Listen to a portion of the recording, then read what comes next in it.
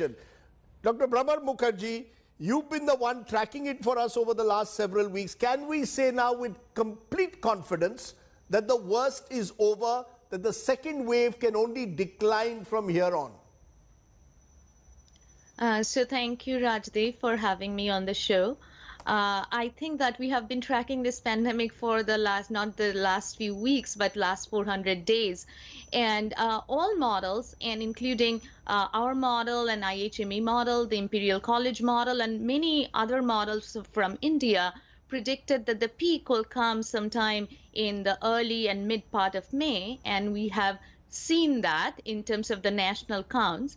But as we start looking at these numbers decline, we can celebrate again that the peak has passed, but we cannot deny that we are in the middle of a global pandemic. So I would use cautious optimism here that there are many states which are doing extremely well, and you mentioned Delhi, but the lived experiences of people across India who are still fighting for hospital beds, who are still mourning the dead.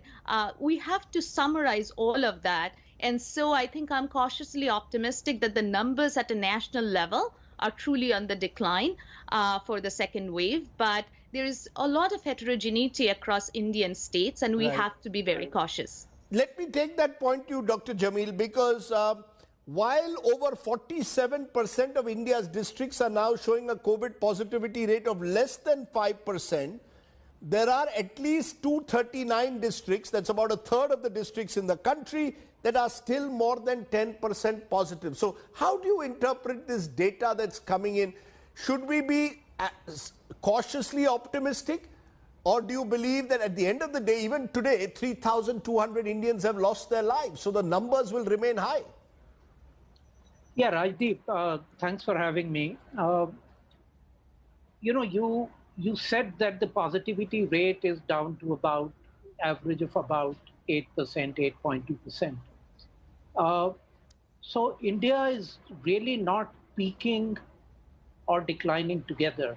Different parts of India are peaking and different parts of India are declining. So if you just look at the average positivity rate, there are still 13 or 14 states that are above that number. And some of the larger states, you have Telangana, you have West Bengal, you have Tamil Nadu, Kerala, Andhra Pradesh, Karnataka. They're all above the average test positivity for the country. So that really tells us that it's not over. It's declining, yes. And I like that word, cautiously optimistic. But, it's not over. So let's not get complacent about it, that it's over. It may be over in the power center of India, which is Delhi, or maybe, getting down there with about 1% test positivity rate. It's certainly not over for much of India.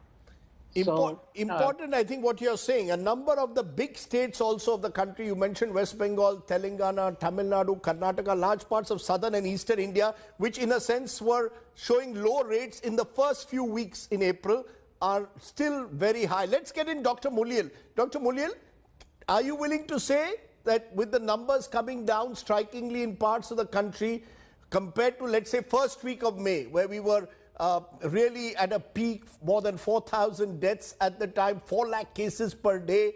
The so-called second wave is over in your view, Dr. Muliyil?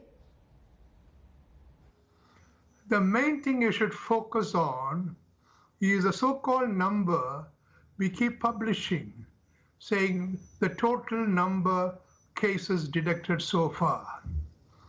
This number is approximately coming close to 3 crores.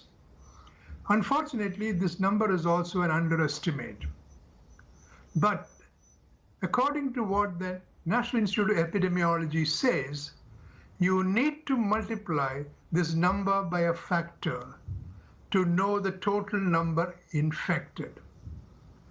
And that comes to about 30 times the number we have diagnosed, which gives you about 75% of the population is infected.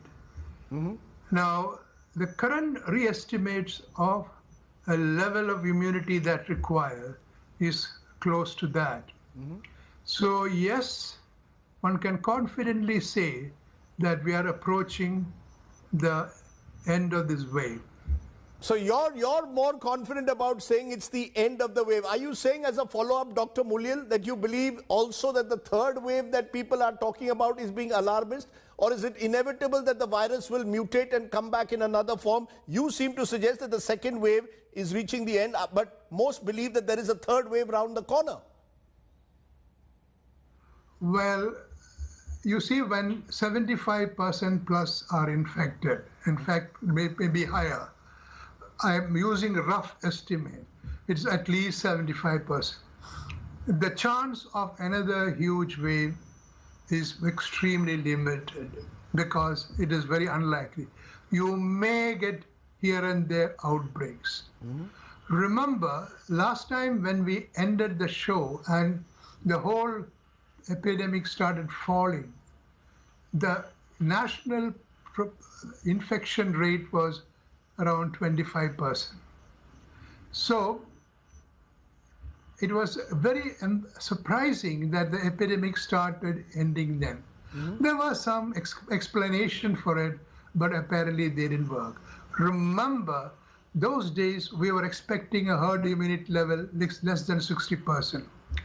But the new viruses that we are dealing with are more infectious. As a consequence, the herd level that is expected must go up, unfortunately.